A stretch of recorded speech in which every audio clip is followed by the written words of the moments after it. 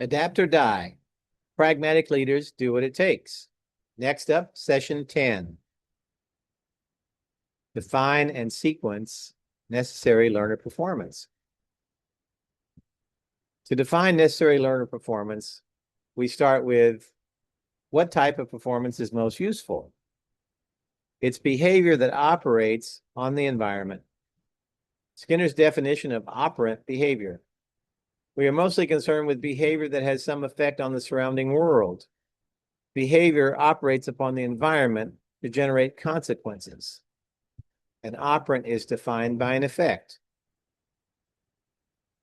The discriminated operant is the minimal unit of useful performance. It's a component or building block of more complex performance like tasks. It includes actions necessary to produce reinforcing effects, conditions when those actions are more likely to produce those reinforcing effects, and effects produced by the performer's actions which maintain the discriminated operant. And finally, standards, which include count time and stability. It's useful to consider all the types of speaker and listener skills that are necessary to produce appropriate social interaction. Here you see them listed on the left. Manding, which is another word for requesting, listening, imitating, echoing, tacting, another word for labeling, sequencing, reading, calculating, and conversing. All of these together are necessary to produce a high rate of appropriate social interaction. It's also useful to define the prerequisite skills for each type of speaker and listener behavior.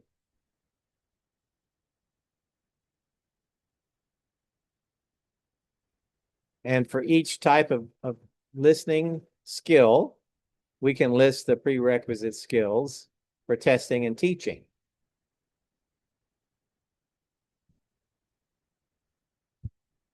This is a way to define the necessary student performance, which will allow for useful measures and for the design of effective teaching procedures.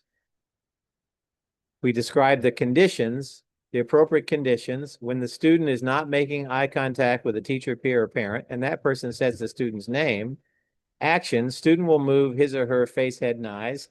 Effects, so that the speaker can see the student's pupils. And standards, within 2 seconds after the speaker has said the student's name, at a rate of 30 correct per minute, with no errors on 3 consecutive tests. Is this the same or different performance? Suppose we left out the conditions. We didn't specify them. Now we have what?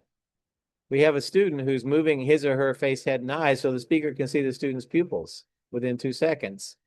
So imagine that I'm wandering around the room and moving my head, face, and eyes so you can see my pupils. I do that with one person, then another. Would that be a useful behavior for the student?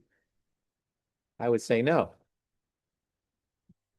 How about this? Suppose we leave out the actions. Now we have student is not making eye contact, and the teacher, peer, or parent says the student's name, and we have that the speaker can see the student's pupils within 2 seconds. So if we leave out the actions, we're not going to get a good measure of whether the student has mastered that skill. How about if we leave out the effects? Now what does that look like? So here you have a student who's not making eye contact, and the person said the student's name, and what happens? The student starts to move his or her face, head, and eyes, but does the student make eye contact or not? That's not specified as part of the definition within 2 seconds, so no. And finally, suppose we leave out the standards. So if we leave out the standards, how do we know whether or not the student has mastered the skill? Adapt or die.